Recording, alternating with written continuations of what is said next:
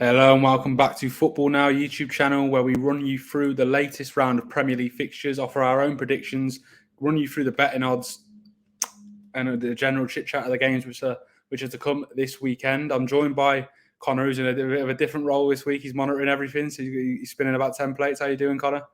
It's going to be chaos. It's going to be absolute chaos. I'm clicking this, I'm clicking that, I'm going over there. It's just going to be a disaster. That's it. Like I said, we're back. It was an international break last weekend. We're back this weekend for the Premier League. Some big games coming up. Before we get into that, I want to mention the ongoing competition we've got here at Football Now. As you can see on the screen there, win a football shirt. I put that on the screen. I got that one right. We started well. That's one down. Win a football shirt of your choice. All you got to do is subscribe to the channel, leave a comment in the comment section on this video, on the videos we've done before, and the videos that we do up until we hit 100 subscribers. When we do that, we will be giving away a football shirt of the winner's choice. As you can see there, our Twitter handle as well, at footballnow_1. Get on us over there as well, and that's where the decision will be announced.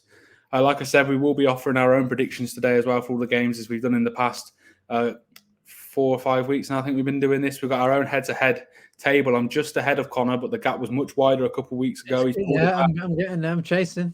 That's it. He's pulled it back, and I think it was the last week you battered me actually on the predictions. You had a bad week.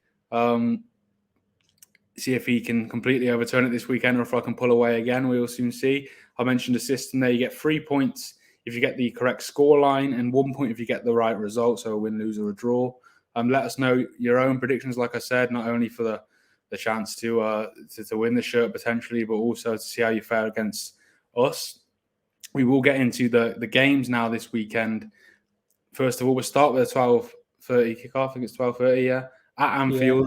Yeah, big game. It's a big game on Merseyside. We've spoken about Liverpool the last couple of weeks, how important the points are to them, but Everton as well, of course, who are down there. They've had a decent run of form lately. Connor, before we get into the actual game itself, do you want to talk us through the odds? Yeah, I mean, obviously, Liverpool going off quite heavy favourites there, as you'd expect. But I don't want to sound cliche, but I am going to sound cliche. I think form goes out the window when it comes to derbies. I mean, how many times have, even when Liverpool were at the best and Everton was struggling, how many times have you had tight games where it's gone back and forth and you've not really known who's going to win? And I think it's going to follow a similar pattern, to be honest. I don't think it's going to be easy for Liverpool, even though it is at Anfield and it's always a tough place to go for anybody. But just looking at the previous games, last time out in our Premier League predictions, I gave my personal guarantee that Brighton would not lose to Liverpool, and they didn't. Late equaliser saved me there, so that was 2-2. But a point at the Amex is not a bad result for Liverpool. And if you see the Premier League table there, let's get that up. They're not there. See the Premier League table there. They're only 3 points off top. They're in the top 4. Bit of a blip in the past two. They've lost against Spurs, obviously, that with the VAR controversy there, and they dropped points last time out to Brighton. But it's been a good season. The only issue that they would have, I would say, is goals against. It is only 9 goals against, but they're conceding in pretty much every Premier League game, and that is the issue. That is, if they can't keep a clean sheet, those 3 points are going to start turning into 1 point if they don't fix that. If we go to the other end of the table, though, we see Everton. They won their last game 3-0 against Bournemouth. And if you didn't watch the game, it wasn't just 3 lucky goals. It was a really, really good performance. Bournemouth were poor. Bournemouth, I mean, in and around that, actually. I think they've been dragged into the relegation zone there in 19th place. But they just tried to play out from the back constantly, and they kept getting found out. Everton kept winning the ball back in dangerous areas, scored 3 goals. It really could have been more, and I think Pickford just had to make 1 save. So, it's been some really, really good performances from Everton this season, particularly this one and the Brentford one. Disappointing to lose to Luton, actually, because if they didn't lose to Luton, if they got something from that game, they'd be sitting up there 14th in the table. But I think with everything that we've seen from both teams this season, I actually think it's not going to be easy for Liverpool. I do think they will win, but I think Everton are going to make it really, really difficult for them. Yeah, I agree. it's never, regardless of, Liverpool generally over the last 4 or 5 years have been in great form. Everton have been struggling, but it always does seem to be a close game, these derbies, especially at Goodison Park. Obviously, we're in Anfield this weekend. Liverpool without a massive blow as well over the international break with Andy Robertson's injury. Looks like he could be out for a long time. He was pictured in a sling today.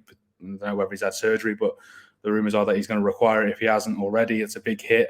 We've mentioned the fullback issues Liverpool have suffered on the other side with Trent injured and the lack of not a like for like, because I'm not sure there's too many like for like out there for Trent. He's quite a unique style, but lacking that player that can come in on the right hand side and do a good job. Joe Gomez has suffered, and now Kostas Tsimikas, you would think will come back in on that left hand side. He's not played loads of games for us. I think he might have got an assist for Greece over the international break, but he's going to be thrown straight in there. In terms of players that are out, Dele Alli's still out for Everton. There's a chance, I think, that Seamus Coleman and Andre Gomez could return for them. For Liverpool, like I said, Robertson's out. Curtis Jones still suspended. Stefan Bajcetic is out. Kevin Kelleher out. And Thiago out with hip injury. I think Gakpo, he's back in training. It might be a tad too soon for him. Maybe make the bench. You don't know. But like we said, you showed the table there. Connor, Liverpool, they've had a good start to the season. I think they've taken that after games. It's about 8 games.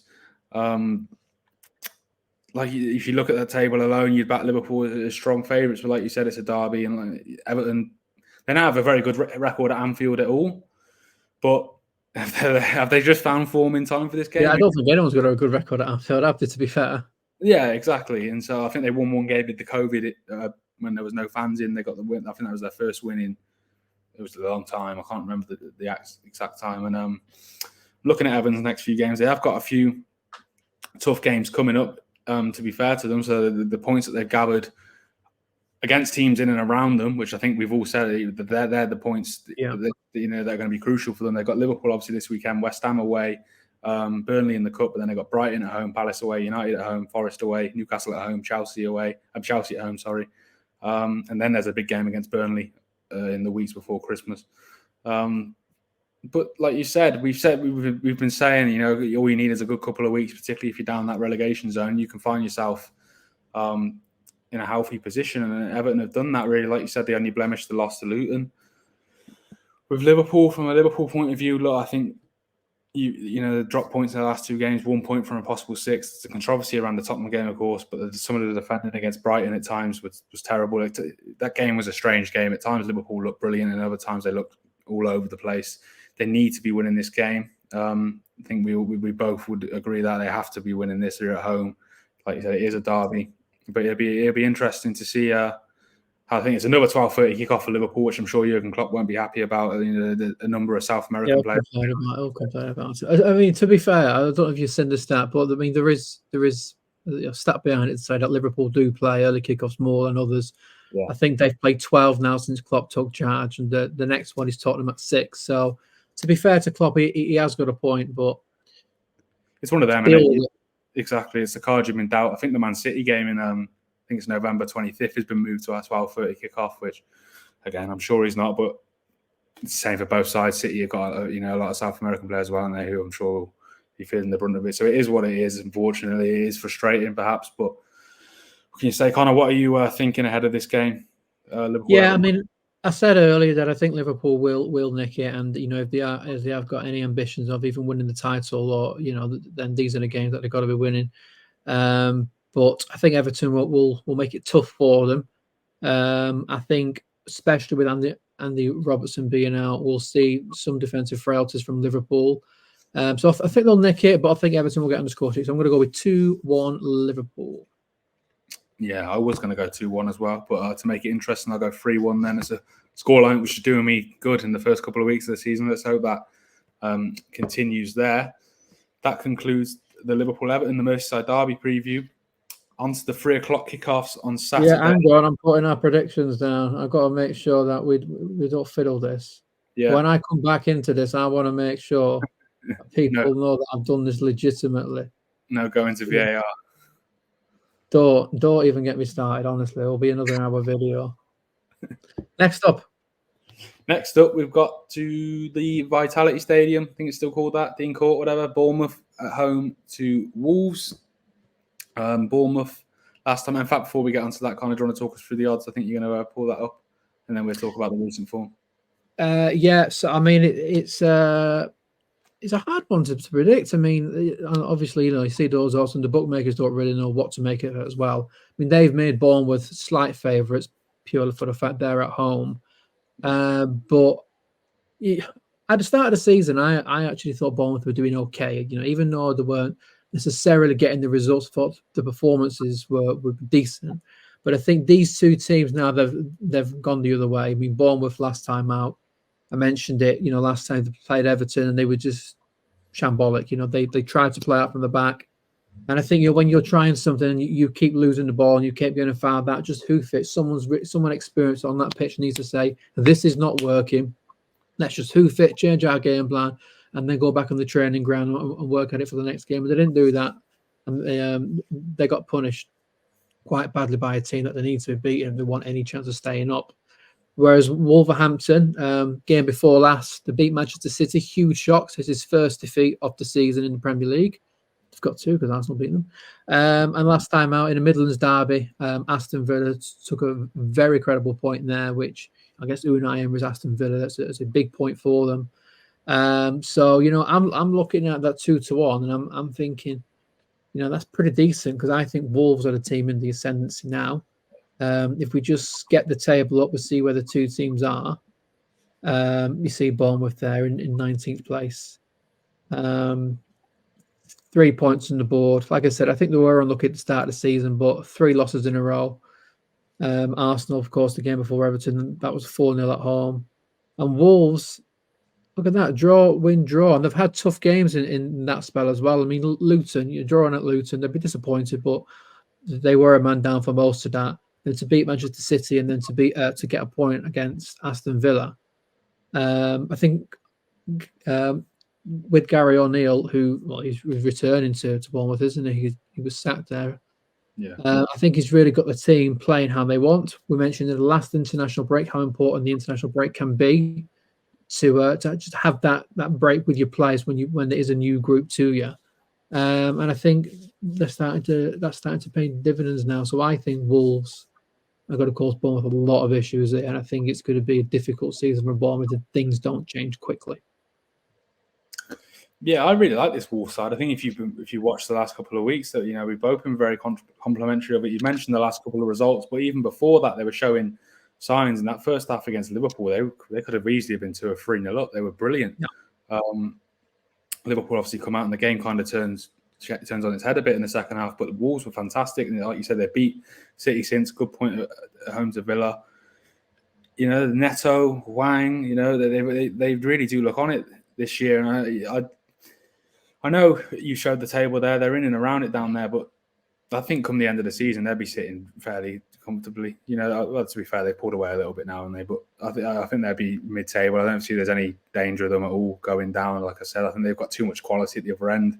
I think you've got to give Gary O'Neill credit. Like you said, he comes in late notice. They lost some big players in the summer, some big names at least, whether it was the timing was probably right for a lot of them, like Jimenez, Traore, both go to Fulham, Neves, Moutinho, etc. all move out as well. But credit to Gary O'Neill. I think he was harshly done by when he was let go by Bournemouth last season for the job he did there. And I'm sure he'll have a point to prove this weekend to remind them of that. I'm looking at Wolves fixtures coming up after this. They've obviously got Bournemouth away this weekend. A few difficult games, I suppose. You've got Newcastle at home, Sheffield United away is never an easy place to go, even though they are one of those sides down there. Tottenham at home as well and Fulham away. But yeah, I think Wolves, come the end of the season, I don't think there'll be any worry about them at all. I think they're a far better side than a lot of the teams that are down at the other end of the table. I'm just looking at players that are out. Lamina has obviously got sent off against Villa, didn't he? I think late on, so he's suspended for Wolves. Yeah. Bournemouth have got a few injuries to be fair to them. Tyler Adams, Ryan Fredericks, Lloyd Kelly, Chris Mepham, Alex Scott, they're all out. Philip Billing, who's a big name, big player for them as well, has also questions over whether he will play. You've mentioned that bottom. They're sitting 19th now, 3 points after 8 games. They really do need to start getting points on the board. We've said in previous weeks the importance of the home games, particularly if you're that end of the table. You need to make the most of your home games. Make almost a fortress out of your home ground to try and collect as many points as you can as possible. Having said all that, Connor, do you want to give your prediction for this game? Yeah, I mean, I think Bournemouth could do with getting 3 points on the board, because just having a quick look at their next game, and you've got a huge game next against Burnley after this, which is another 6 points, and then they've got Manchester City and then Newcastle. But unfortunately, I don't think it's going to happen. I said the 2-1 looked good for Wolves earlier on, but I think I've changed my mind a little bit. I am leaning towards a draw now, because you get a bit more value there. And I think with 2 teams at the bottom, I think it is going to be a tight game. No team's going to want to lose it. So I'm going to go with a 0-0. Actually, I think it is going to be a tight game. Both teams going to be aware of how important it is, with both teams fighting to stay in the league. So I think the focus is just going to be on shutting up shop and just make sure that they don't lose the game. So 0-0 is what I'm going to go with here. Yeah, I can definitely see a draw. I'm going to go for Wolves to nick it away. I'm going to go for a 2-1 Wolves win. I just really like them, to be honest. I enjoy watching them play. Like I said, they impressed me in that first half against Liverpool, and obviously what they've done since. Got a lot of attacking players. Wang's been brilliant this year. Pedro Neto has actually been linked with Liverpool, I think. Which caught me by surprise a little bit, but they've been good to watch. They've been linked with Arsenal as well. Yeah, so there you go. It shows the impression he's made. He's got a good number of assists under his belt already. 8 games in. I think they're a good team to watch. Like you said, I think this is an important game for Bournemouth, though, especially when you consider they've got Man City coming up in a couple of weeks. They need to start getting points on that board, and I think that's also a theme, for both of these sides actually coming up in this next game. Brentford at home to Burnley. Brentford, again, I think we both said weeks ago we don't see them getting in a relegation form. I don't see them going down. I still don't. I still stand by that, but the longer this run continues, you can find yourself getting dragged into that mess down the bottom, and I think that's something that they'll be desperately trying to avoid. Obviously, Ivan Toney at the moment, and questions over his future anyway. Do you want to talk us through the odds, Connor, first of all, before we get into the game? Yeah, I mean, Brentford, as you would expect at home against a team who's just come up, our favourites, but like you said, the form for Brentford has been really concerning. I mean, I think since coming up, we have to say this, obviously, Thomas Frank has done an absolutely amazing job. Yeah. So, because of that, we are judging Brentford by a higher bar than maybe what we expected to a few years ago. But if we just get the table up now, you see Brentford there, 15th in between Wolves and Everton. It's not looking good. They've not won in the past 5 Premier League games. They lost 2-1 to Manchester United last time out. That would have been a kick in the teeth, a real kick in the teeth, because they were leading up until 93rd minute, I think it was, or something stupid like that. And 2 very, very late goals for Manchester United got them the win. So yeah, that would have hurt. Then before that, Nottingham Forest away. It's not easy, but when you aren't getting wins on the board, then you've got to be beating the teams that are down there. To be fair, Forest have had a great season. We'll get on those later. So I think because of that, I don't think you can take those odds there, because I don't think there's a whole lot of value in there. I mean, Burnley are struggling as well. They're 18th. Did lose last time out 4-1 at home to Chelsea, but before that they beat Luton 2-1 away, which is a big 6-pointer there. So I think they are starting to put together a few performances now that may show a sign of, maybe they are going to start to put a few points on the board. This isn't a game that Brentford would want, because Burnley are going to be determined. I think they'll believe that they can get something here, and why wouldn't they? So yeah, I think Thomas Frank needs to turn things around very, very quickly. Like you said, I agree with you. I don't think they are going to get dragged down into a relegation battle, and I don't think Thomas Frank's job is under threat at all, because I think he's done too well for them. It would really take a really extended losing streak for his job to be even questioned. Just looking at Brentford's upcoming fixtures, they've got Chelsea at the Bridge away, they've got West Ham and then Liverpool and then Arsenal. So if they don't get points here, I mean, there's 4 games there where they can really, really struggle.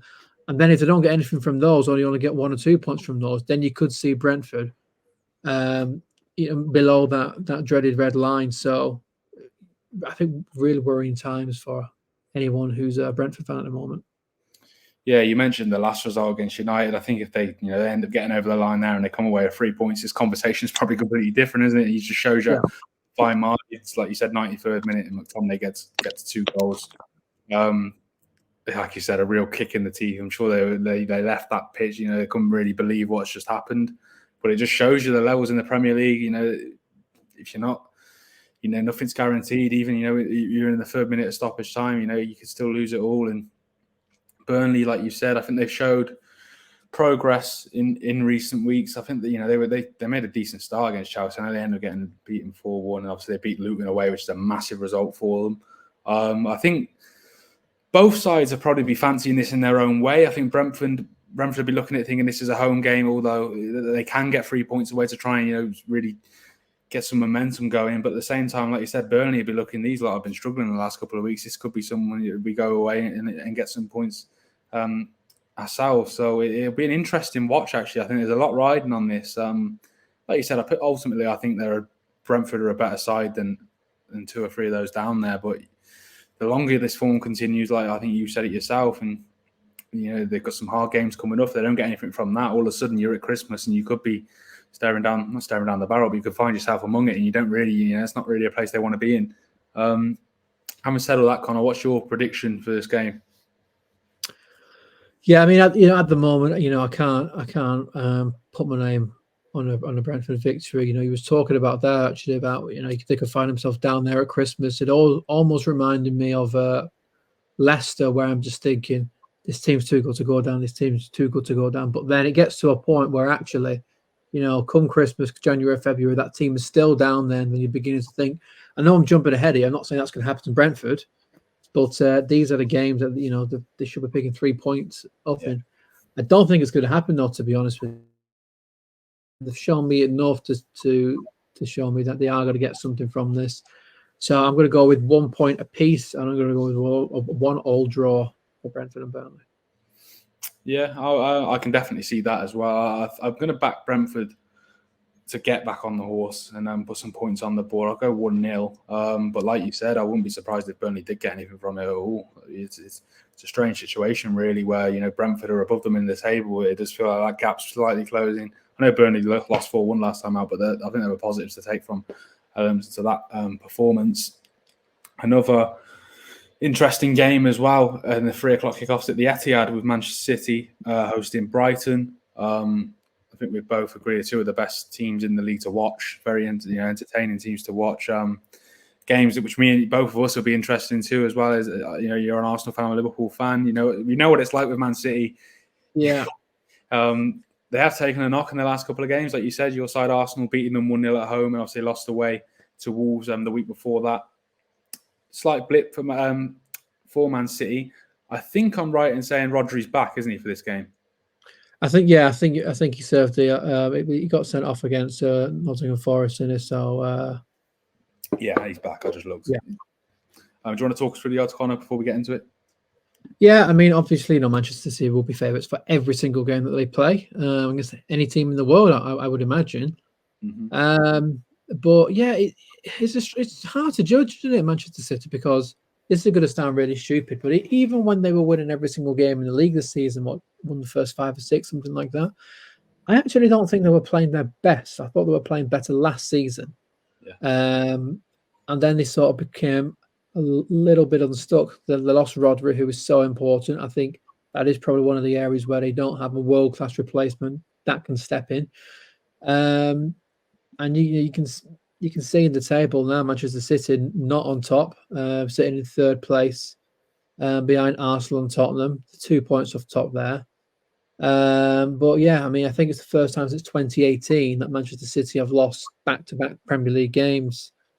It's not a crisis, although I guess in Manchester City terms, there's a bit of a crisis. This just doesn't happen, does it? No. Against Arsenal last time out, I think it was a bit of a scrappy game, which you won't really associate between 2 teams who play the sort of football that Arsenal and Manchester City do.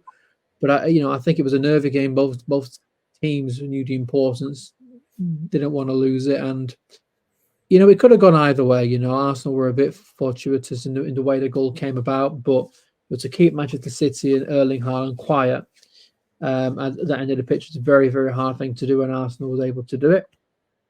Against Wolves as well, they got back in that game 1-1 and then conceded another. So that would be concerning. In the middle of that, they did beat Leipzig in the Champions League, but they left it late to do that. So it's a hard one to judge. I mean, I do think Manchester City will win, because I don't think I'll ever say City won't win a game of football. I think the safe thing to do is always say that they will win, because I'll be right more often than I wouldn't be right. However, we're looking at value. This is the perfect time to play Manchester City, I think, because they're not in the best form, judging it by their high standards. And you talked about it before that Brighton just play one of the most eye-catching brands of football in the Premier League under Robert De Zerbi. Let's get our tail back up. Actually, sitting there sixth. They had a bit of a wobble last few games. They drew to Liverpool. I mean, to be fair, with how Liverpool started, it's a good result, but drew to Liverpool at home, and then came back from 2-0 down, I think, in the Champions League against Marseille. Marseille doing well in the French league. And then before that, obviously, was a 6-1 hammering against Aston Villa. I'll put that to one side because those results can happen. So, yeah, I mean, Brighton, of course, I'm sure will cause Manchester City issues. Do think City will win, but there's not the value there. And I think if you are looking at a one-off bet, trying to get a bit of value, I'll be looking at a draw, because I think Brighton can do it. If there's any team that can do it and can really trouble that fragile City defence at the moment, then it is Brighton. Yeah, you mentioned, I think a key factor for City in the last couple of weeks has been the absence of Rodri. I think once he's dropped back in, they're a different side, aren't they? I think from a Liverpool and an Arsenal perspective, without sounding too harsh, you're kind of hoping that he misses a few more games this season, whether it be through suspension or through injury or whatever. I think he snapped someone in his Brighton game, not to injure them, yeah, but still get a red card. Enough to give him a 15 game. Yeah. Like you say, yeah, I think Brighton, they're going to go there and have a go, aren't they? I think, it's been a mini crisis, I suppose, by City standards. I back them to get back to winning ways this weekend. But like you said, maybe it is just the right time to play, and there's something. I'm going to suggest there's something going on. Of course, it's 2 games, but you never know. I'm looking at their fixtures coming up. Man City, they got some, like you said, they're into favourites in all of these games, I think. But they got some big games coming up. They got the derby away at Old Trafford, next in the league. Anyway, I'm talking about. They've got Champions League games in between this as well. But they've got Bournemouth at home, Chelsea away, Liverpool at home, like I mentioned, at the 12:30 kickoff. Tottenham at home as well, Villa away. Some tough games there. Don't get me wrong. I think you'd back City to win, to get a fair amount of points from those games. But I think it will be interesting. I think everyone will be watching to see, was it just a blip for City, 1 or 2 games, or is it something bigger? How is this going to play out over the next couple of weeks? Look, they've been written off times in the past. I think it was the 2021 season where in October people were saying, well, City are out of the title race, and they ended up winning it fairly comfortably. So that's what they do. Exactly what I was going to say. Just what they do. Yeah, exactly. It's just what they do. And we know that regardless of form, they are capable of getting on it and going on a 10, 15 game winning streak. And sometimes you have to hold your hand up and say, wow, it's incredible. There's been talk, hasn't there, about them winning the treble last year. Obviously, they can't win the quadruple. They're already out of the League Cup. Is it been like a mental drop-off? But I don't think there was any talk about that until a couple of weeks ago. Like you said, they won their first 5 or 6 games. They weren't looking great, but you can look at that at another angle to say they weren't playing very well and they still won 5 or 6 games. So it's interesting. I think we're going to need a lot more evidence to mount before we start suggesting that City are on the slide, let's say, although I'm sure we both hope they are. Like you said, for Brighton as well, they play great football. They go there. I'm sure it's almost a free hit for them. And there's no doubt they're still, regardless of what happens here this weekend, they're going on to enjoy a great season. They've been fantastic. I'm just looking at the injuries. De Bruyne, I think, is the only one out for City. Obviously ongoing. I think he's out to the new year, I think, De Bruyne. Yeah, I was reading before that he's not close to a return. So it is, it's a big loss. I do feel like, in particular, Erling Haaland is feeling that loss because, he's not scoring how he was. I mean, I still think he's Premier League's top goal scorer, but yeah, it's I don't care how good you are when you miss a player like Kevin De Bruyne, you do feel the impact because he's one of the best players ever in the Premier League, at least. Yeah, absolutely. I think you said there you're going to back the win, even though the draw, there's value in here. What's your score prediction, Connor, for this? Exactly right. You know, I will never back against Manchester City, although I did in the Arsenal game and I was right there. But yeah, no, I can't back against Manchester City. I do think there is value in a draw, but I am going to go with City to get the job done, get back to winning ways. I'm going to go with a 2-0 victory for them. Yeah, I'm going to go by the same margin, but I'll say 3-1. I'll back Brighton to get something. But yeah, I think City will return to their usual form this weekend. On to another, I think there's 2 more 3 o'clock kickoffs for us to run through. Up in the northeast, Newcastle hosting Crystal Palace. Before you talked through the odds briefly, Connor, I remember a few weeks in we were talking about Newcastle. Perhaps did they get a bit carried away? But then you look at their recent fixtures. They have been outstanding. I know they drew away to West Ham, which is not a bad result by any means. Thrashing PSG at home, 2-0 win at Burnley, knocking City out the cup, and obviously the 8-0 win Sheffield United. They've really found their form, I think it's fair to say. Do you want to talk us through the odds before we get into it a bit more deeper? Yeah, I mean, Newcastle, they're big favourites, virtually 1-2 there against Crystal Palace. If you look at the league table, I mean, these teams are next to each other there. Newcastle, they're in 8th, Crystal Palace in 9th. There's only 1 point to separate the two. But that doesn't really represent their form because Newcastle had a bit of a dip at the start of the season. And that's why that they're 8th. But certainly, they've really clicked into gear. We talked about last time out, the other draw against West Ham. West Ham having a great season, so there's no shame in that. And then the big PSG in the Champions League 4-1, 2-0 against Burnley, 1-0 against Manchester City in the Cup, then 8-0 against Sheffield United. So they really have found some scintillating form. Whereas Crystal Palace, they're just steady. I think that's the best way to talk about them. Roy Hodgson, vastly experienced manager. They were never going to be in a relegation battle, and I think if they can go from 12th upwards, I think that would be a good season. Last time out, they frustrated Nottingham Forest at Selhurst Park with a 0-0. Although to be fair, they were probably a fortunate point because Nottingham Forest were the better side. They had about 3 or 4 decent chances, Nottingham Forest, but couldn't put the ball in the back of the net. And then before that, it was 1-0 victory at Old Trafford. We'll talk about Man United problems later on. But yeah, I feel like this is going to be another tight game. I don't think, Crystal Palace are going to allow Newcastle to run away with it because Crystal Palace, they just don't ship a lot of goals. Roy Hodgson knows how to organise a team. He's been in the game for so long now. So I think it'll be tough for them, but they have to improve the performance against Nottingham Forest because it was a good point because they didn't really create much and they really could have conceded quite a few there. So they'll have to improve if they are going to get anything from this game. And I think with the form Newcastle are in, it's hard to see Newcastle slip up, no matter how well organised Crystal Palace are. Yeah, I'm just looking at the injuries. Harvey Barnes is ruled out for Newcastle. There's questions over Sven Botman, Isak Jolinton, and Joe Willock as well. Some big names in there for Newcastle. But then I'm looking down at Palace. Eze's still out. Dean Henderson's still out, ruled out. And I think there's questions over Decore, Lerma, Elise as well, whether he could return. Jeffrey Schlupp, Joel Ward, etc. So both sides missing a few players potentially, but I think you're right. Yeah, I don't think you can look past that recent form of Newcastle. They had a shaky start, but there were a few question marks around them, I think, earlier on. But since then, they've put that right and they've really found their form, like you said. Palace, I think you're right. They're a very stable side.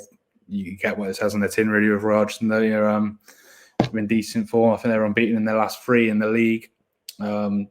Drawing, like you said, to Forest and Fulham, both at home 0-0, but also picking up a 1-0 away win at Old Trafford against the struggling Man United. I have all that in mind. I think back in Newcastle. I think we both back Newcastle to win it. It's about the margin. You back and buy. What's your prediction for this one, Connor? Yeah, I think it's a tough one because I do think Newcastle will win, but I don't think they'll run away with it. I think 1-2, considering the form of Newcastle, is actually pretty decent for an ACCA builder. It is just those injuries, but you read through them. Both teams have an extensive injury list. The other thing as well is, are Newcastle going to have half an eye on midweek? They've got Borussia Dortmund. They've got Borussia Dortmund midweek. But yeah, no, I do think Newcastle are going to win. I think Crystal Palace will frustrate them, but I'm going to go with 2-0 Newcastle. I think it'll be tough. It'll be a battle, but I think just that extra bit of quality is going to get them through this game. Nick mine. I was going to go 2-0 Newcastle as well. I'll go 1-0 then to Newcastle. I think it'll be a tight game, like you said. Palace, they're a good side. Keep it tight at the back. I think this is the final 3 o'clock kickoff. I think I'm right in saying, yeah. You are, yes. In the East Midlands, Nottingham Forest hosting a struggling Luton Town, who find themselves just outside the bottom 3, the relegation zone. I'm sure they'll snatch your hand off if you offer them that come the end of the season. Absolutely, yeah. Do you want to talk us through the odds first of all, Connor, before we go into it? Yeah, Nottingham Forest, their favourites, 4-6. I think, we spoke about their whole home form so much last season and this season, because at the City Ground, they are just so hard to beat. It's very rare that they lose there. It's hugely the reason why they stayed up last season.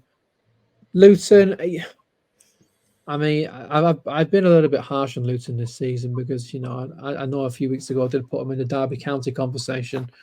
But it is going to be really, really difficult. They've lost the last 2 games, Luton. I mean, that Burnley victory, after beating Everton, to lose at home to Burnley, a team that they came up with, that would have been a kick in the old testicles. Okay. And I think losing to Tottenham, I'm watching that game and how Luton didn't score about 2, 3, 4 goals. Yeah. I mean, it weren't just the odd chance. It was 3 or 4 gilt-edged chances. They had an extra man for most of that match as well, because Basuma got sent off. So, yeah, it was really bad from Luton. But, and there is a but, if they can produce that sort of performance again, if they can get those sorts of chances, surely they're going to start putting the ball in the back of the net. So, it was a decent performance from the first third right up until the final third, but they just couldn't put the ball in the back of the box, and that was their issue. Whereas Nottingham Forest, again, we talked about it. They're tight, they're organised. They drew last time out, 0-0 against Crystal Palace. I mentioned it before. It was a really good performance. A bit like Luton, just couldn't put the ball in the back of the net. And before that, at home, 1-0 to Brentford. Again, it's very, very difficult. Teams find it very difficult to go to that ground. So. Yeah, I do think Nottingham Forest will win this one. I just think at home against a team that have come up, a team that has shown to put a ball in the back of the net, I think there's decent value in there in that 4-6. And I think Luton, whereas I think they are playing a little bit better, I think Steve Cooper's just going to have that bit more experience to overcome them. You mentioned the Luton Tottenham game. I watched them as well against West Ham earlier in the season. They had so many chances then they couldn't seem to put it in the back of the net. Obviously, they got one that day, but they ended up losing. I think there's 2 ways you can look at that. Almost one hand, it's better to be creating chances and missing them than struggling to put them, to get any chances altogether. I'm not sure what their XG is this year, but you can also look at it from the perspective of you do need to start taking these chances now because of the points. Every point matters down there. Is a bit of a kick in the teeth, like you said, to lose at home to Burnley, and then frustration. That's not what I said, but okay. Okay, sorry. There you go. Whatever you said, I agree with. Luton, you throw me off. I said it was a kick in the testicles, not a kick in the teeth. Oh, there you go. A bit lower down. Fucking hell. Luton, Tottenham as well. I think that's the second time at home they've played against a side with 10 man and not able to get the win. I think they got a draw at home against Wolves. Yeah. At the end of last month, but. There is frustration, but like I said, there are positive signs you can take from that. I think if you're a Luton fan, I think Colton Morris has got a couple of goals to his name now, so I think they'll be looking to him. And is it Adebayo? I think he got his first goal of the season against Burnley in the game before. Like you said, we've mentioned Forest. Their home form's been brilliant. They've had a great start to the season. I don't think you can look past them getting it this weekend. To be honest with you, like you said, Steve Cooper's doing a great job there. Just looking at the injuries, Tayo Awani, Danilo, Felipe ruled out for Forest, and Luton have got quite a few players out as well. Anderson, Bell, Clark, Lakonga, Osho, and Potts all ruled out. There's questions over Serge Aurier, Montiel, Tavares, and Aina for Forest. But having said all of that, Connor, do you want to give your prediction? I think we're both going to go for a home win, probably. I think we are, yes, I certainly am. I mean, I think Luton could do with getting something from this. I'm just looking at their upcoming fixtures. They've got Aston Villa away, then they've got Liverpool, and then they've got Manchester United. So, you know, those aren't the sort of games that you want to be playing when you do need points and you are down there.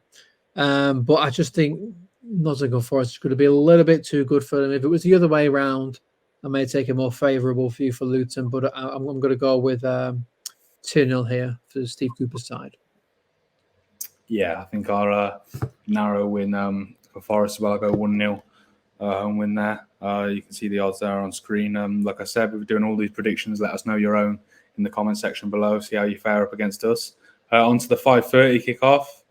London Derby at the Bridge. It's a game that Connor, I'm sure, has got his eyes on. Arsenal travelling to a strange Chelsea side. I think we've said it's going to be up and down for them all year. Connor, first of all, before we get into your side, do you want to talk us through the odds? Yes, Arsenal, as I'm sure people are expecting, do go off favourites in this match. They are up there in the table. Let's get that Premier League table up, sitting in second place. They're same number of points, same goal difference as Tottenham up there in first. It's just they've scored 2 less goals. That's what's separated the two sides. Whereas with Chelsea, we have to scroll down quite a bit here. 11th place there. It was a poor season last season. It was really poor season for Chelsea last season. It's been a poor start to the season this time round for them, but they have won back-to-back Premier League games, which for the first time in God knows how long. The big Fulham away, Craven Cottage 2-0, and then last time out 4-1 against Burnley. Raheem Sterling, I think, was the man of the match. He was absolutely fantastic for them. We mentioned it with teams. I know we mentioned it with Everton. Maybe it's easier to actually, when you are in poor form, to play games away from home. I was going to say that. Crowd on your back, especially at Stamford Bridge. The crowd is so close to the pitch. They do get on the back if you're not playing well. Whereas Arsenal are on a bit of a high. Last time out, they beat Manchester City. Losing both games to last season cost them the title. You can't lose both of your games against your title rivals. You're going to find it very hard to win there. But I think that was the first time in about 12 Premier League matches that we beat Manchester City. So that was a huge win for us. Did lose before that in the Champions League 2-1, but in the Premier League, we've been fantastic. We've dropped points twice, once against Fulham, the other one against Tottenham. And actually, Arsenal's record at Stamford Bridge has been pretty decent. We won last time out 1-0. Before that, it was 4-2, and before that, it was 1-0. So we've not actually lost there since 2019. So it's a happy hunting ground for Arsenal Stamford Bridges, and before that, it really wasn't. So I think Chelsea are going to find it difficult. The international break came at, I think, the wrong time for them, because when you are finally starting to put together a couple of victories, then you just want to keep that going. You don't want to be interrupted by an international break. So I'm going to go with the odds here. I'm going to go with Arsenal, and maybe I'm biased, but I think there's value there. Yeah, I agree. I think you've got two sides at the opposite end, aren't you? One side who's just getting started under Pochettino to try and find their feet, and an Arsenal side, like you said, right now who in the league are flying. You had a great season last year, just fell short, but you're back up there again so far this year. And I think it was a big hurdle pass last time out at home to Man City. Like you said earlier on in the video when we were talking about Man City themselves, it was a scrappy game, it was a close game. But I think it's a big... also a big statement from Arsenal to get over the line and see that out and to take the chance at the end. Like you said, there's an element of luck in the goal, but I think you need that along the journey if you are going to go and win those big trophies. Chelsea, like you said as well, finding a bit of form last time out. They've won the last 3 in all competitions. You mentioned the Fulham and Burnley wins away on the road, also beating Brighton at home in the cup. But like with all due respect to those sides we've mentioned there, particularly Fulham and Burnley, Arsenal are a different level to them. I think you said they got a decent record at the Bridge. I think it's hard to look past and an away win. I'm sure Chelsea, would love to take a few points off Arsenal and try and stumble at their potential title challenge. But yeah, I just can't see that happening. What was your prediction, Connor? Did you give a score prediction? No, I've not given my prediction yet, but I'm going to go with an Arsenal win, even with the doubts that they have. They've got Trossard who's a doubt, Bukayo Saka who's a doubt. I do think he'll come back in, and with William Saliba, I think one of our most important players. His partnership with Gabriel has been so important. It was so important last season, and his injury derailed our title challenge. But I am going to go with an Arsenal win. I think Chelsea are going to find it really difficult to score. Arsenal, one of the best defensive sides in the Premier League. And Chelsea really just struggled. I know they scored 4 goals last time up, but struggled to put the ball in the back of the net. So I'm going to go with 2-0 Arsenal clean sheet at Stamford Bridge. Yeah, you mentioned the injuries. I forgot about Chelsea's there. I think 1+ is Reece James is back in training this week. I think he's going to be a big player for them if they want to get some stability going. I think we've mentioned earlier on it's going to be a roller coaster year, I think, for Pochettino and Chelsea as he starts to find his feet in his first year in the job. But yeah, I'm going to go with Arsenal win as well. I think you say 2-0. That's a 2-0. Yeah, I'm going to go 3-1 Arsenal as well. I've got Chelsea to get something, but I think Arsenal will have too much for them ultimately. On to the final game on Saturday. A lot of games on Saturday. Yeah, it's an interesting one. Sheffield United hosting Man United at home. You look at the recent form of the two. Sheffield United, all the results pretty much are on red on my screen here, other than a draw at home to Everton. And then you mention United, who haven't exactly been in the greatest form. Man United, that is the greatest form themselves, but did get the 2-1 win last, snatching 2 goals at the end in the last minute to win at home to Brentford. Do you want to talk us through the odds, Connor, before we get into it? Yeah, I mean, Sheffield have been poor, as you'd expect. Manchester United are kicking off favourites there. I think I've said throughout the season that Manchester United, I can't ever back Manchester United. They're just so up and down, so inconsistent. The performances are just, you just never know what you're going to get. And of course, all the problems off the pitch. Sir Jim Ratcliffe has he bought 25%, or is it nearly gone through? It's something like that. I know the Qataris have pulled out, or the Saudis, beg your pardon. So yeah, there's a lot happening. It is just a mess. On England duty, Harry Maguire said that he's not going to be satisfied playing just one game every month. He wants to be playing for Man United more often. So I'm sure that's being talked about with Harry and the higher ups and Erik ten Hag as well. It's just another thing on their plate. So yeah, I can't ever see any value in Manchester United in any match at the moment. You need to be, if you are backing the favourite, you need to be reassured that, that they are playing well and that they're in a good place. And Manchester United are anything but that. If we look at the table, Manchester United there, 10th position after 8 games. It's not good enough, is it? It really isn't good enough for a team who, as a bare minimum, want to be in the Champions League. But we spoke about Man United. Now, if you look at the other United in this fixture, Sheffield United, rock bottom of the Premier League there. They've lost the last 4 matches, lost 3-1 to Fulham last time out, 2-0 before that, and then 8-0 against Newcastle at Bramall Lane. It was just an absolute hammer blow.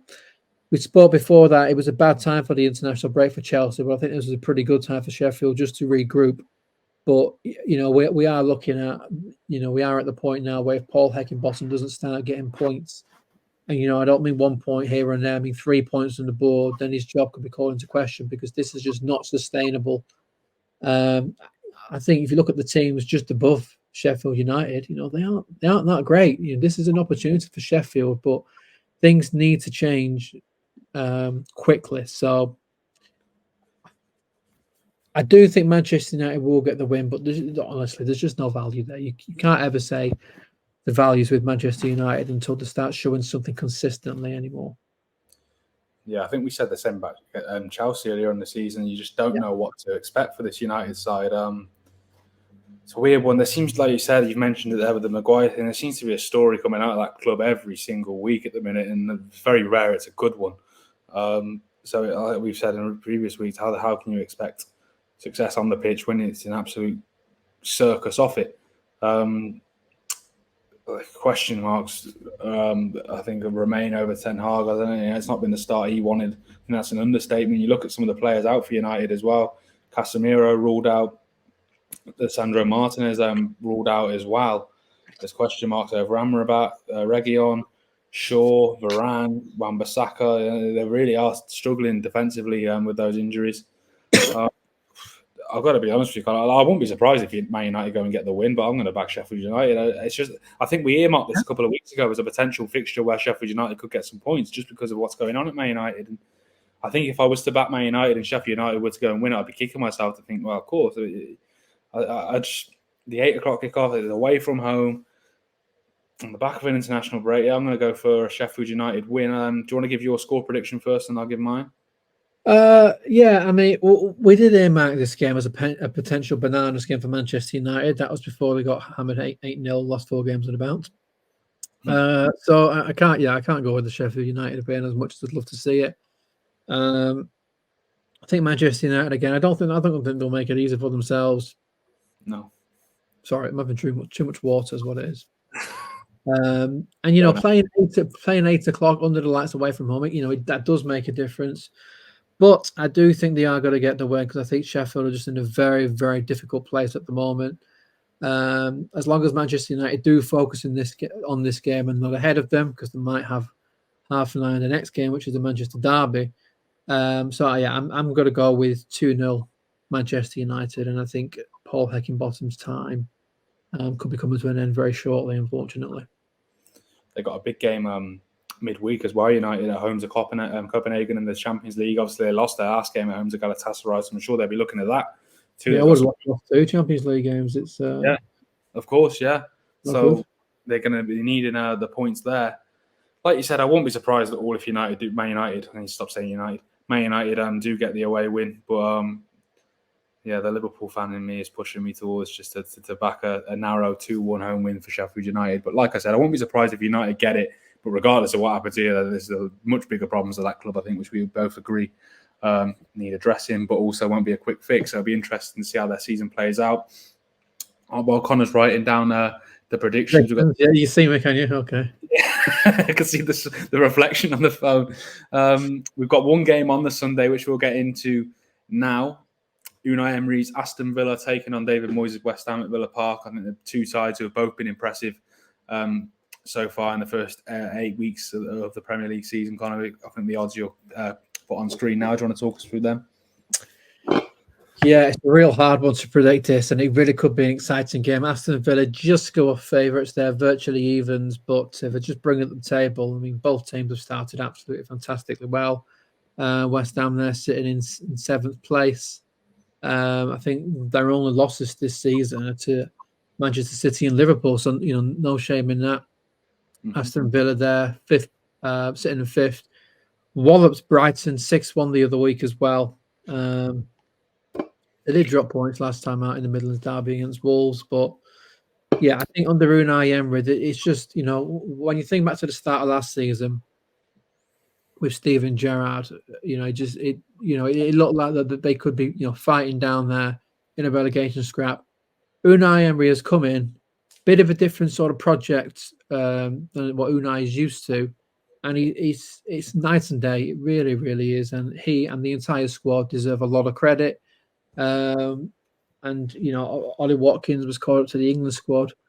Yeah, thoroughly deserved there because he's been outstanding. He's been a real important reason to why Aston Villa are in a great bit of form. But you know, you have to give huge credit to David Moyes as well. I mean, last season in the Premier League wasn't very good. It wasn't until the final few weeks where they really pulled away from that bottom 3, and then they had that fantastic night in Europe where they won the Europa Conference League. And this season, they've just been fantastic. Like I mentioned, they only lost to Liverpool and Manchester City in the league. Last time out, a tough game against Newcastle, but I got a point against a really informed Newcastle side. So this is going to be a game where I think both teams are just going to really go for it. I don't think we're going to see two teams who are going to be defensive because they're both in a good position. And when you are in that good position, then you've got a little bit more confidence to try and fight and try and get the 3 points. So I think there'll be goals, but I do think that both teams will probably take a point because both teams are playing so well. I think it's going to be hard for any team to take the front foot. Yeah, like you said, we've praised both sides this season. You've mentioned Ollie Watkins; he gets the winner for England in the friendly against Australia on Friday. I think it sums up his season so far. He went the first couple of games without getting a goal, actually, but he was always involved, and he always felt that once the first went in, which he did at Chelsea away, that the goals would then flow through. You mentioned West Ham too. I'm just looking at their recent results: 2-2 at home, 2-2 draw at home. Sorry, to Newcastle. 3 wins before that as well on the bounce in all competitions in the Cup, Europa League. There was also a 2-0 home win against Sheffield United. Like you said, he's really steadied the ship this year in the league. Obviously, they get that Conference League win, but you've mentioned the form was quite concerning at times last year. I think we always felt that they were too good to be where they were down there. But like we've mentioned, with what could potentially happen with Brentford, you can get, if you don't, if the results aren't going your way, you can get dragged down there. You mentioned Leicester as well, who went down. It's just one of them, but they've been fantastic this season. They're a great side to watch as well. A number of players now in the England setup, like you mentioned there, with Bowen. But I don't know why. For a moment now, I thought Ollie Watkins played for West Ham. I got confused. But yeah, it's been a great start for both. It is a difficult one to pick. I think I'm going to probably back a draw. Con, I don't want to give your score prediction first of all. Yeah, I'm going to go right down the middle as well. I don't think either team is going to hold back, so I do think there'll be goals. So I'm going to go with 2-2 Aston Villa and West Ham. I'm going to share the spoils. Keep nicking mine. That's what I was going to go for as well. I'll go for 1-1. Yeah, like you said, yeah, 2 evenly matched sides. Both started the season very well. On to our final game. I think that's the only game on the Sunday. We've got one Monday night game. London derby as Ange Postecoglou's Tottenham hosts Fulham. 8 o'clock Monday night on Sky Sports. I think Tottenham, I'm sure Connor, you won't want to, but we'll put up the league table now. Tottenham sitting just ahead of Arsenal. I think we're not pulling up the league table. Yeah, they're sitting in first place. I think they've took everyone by surprise, haven't they, Connor? For the start they've had, especially losing Harry Kane. We've seen what he's been doing for Bayern. Obviously, he got a couple for England as well. The other night, I think, did he get 1 or 2? He got 2, I think, didn't he? Yeah, he got the 2. Yeah. So yeah, the way they've just really hit the ground running under Ange when it looked like it could be a difficult job for him. Obviously, there's a long way to go. We're not even 10 games into the season yet, but they get over the line against Luton away. You said they had 10 men. Luton could easily have grabbed a couple, but this is a game again where I think everyone will be back in Tottenham to continue their good form. I'm just looking. I don't know if it's because the app hasn't updated. I'm not sure on what the injury situation is for both sides. Fulham last time out with a home win against Sheffield United. He was suspended, isn't he? Because he got sent off. Yeah, Basuma is suspended, of course. Yeah. Sent off for diving. Yeah. A crazy decision. I couldn't believe it. I don't understand it, honestly. You're playing against Luton, a team who's just come up. You've been one of your team's most important players, and you dive. Not even to get a penalty, to get a free kick. To do that when you're already on a yellow card, it's just. I don't think it wasn't long after he'd been booked either, was it? Yeah, it was just absolutely. That's the sort of thing where I actually think he should be getting a fine from his club, because it's that really could have cost them, because Luton had about 4 or 5 really good chances. Yeah, stupidity. It is stupid. I'm not sure what the situation is with the odds. Connor, do you want to talk us through those? Yeah, obviously, Tottenham going off favourites. They are top of the league. They're on the same amount of points as Arsenal. If you look at Fulham, and we seem to say this every week, but they're not going to be in a relegation scrap. They're not going to be anywhere near that. But I don't really see them moving from that position. Last season had a really, really good start to the season and did quite well there, but then they did begin to tail off. But yeah, I just think I think Fulham will hover around there. They had a win last time out, Fulham 3-1 against Sheffield United. Did lose at home before that, 2-0 to Chelsea. They're having to adjust to life without Alexander Mitrovic. I think when you lose your star man, it's always going to hurt. Although saying that's not really hurt Tottenham at the moment because Harry Kane's left and unfortunately, they've been very, very good. But I think Willian has really stepped up. I think about 35 now, but Willian has been amazing for Fulham this season. Really deserved a 3-1 victory. So, yeah, I think it'll be an interesting game. I do think there'll be goals. I know last time was only 1-0 for Luton, against Luton for Tottenham, but they didn't have a red card. And you know, I think Fulham will be looking at this. You know, it's a London derby. All the fans will be up for it, and they'll be really going for this. And like I said, you know, when you are in a position where you know you're not really going to go down, there's no fear there. Then you can afford to go to these places and really go for it as well. So I think it'll be a game with goals. I think, like we said in other fixtures, I think this is the wrong time for the international break for Tottenham. And I actually see them dropping points here. Fulham have already got a positive result in North London. They took a point against off Arsenal at the Emirates, and I think they've got to go to the Tottenham Hotspur Stadium and do that again. It's an interesting one. I'm going to back Tottenham to get the win.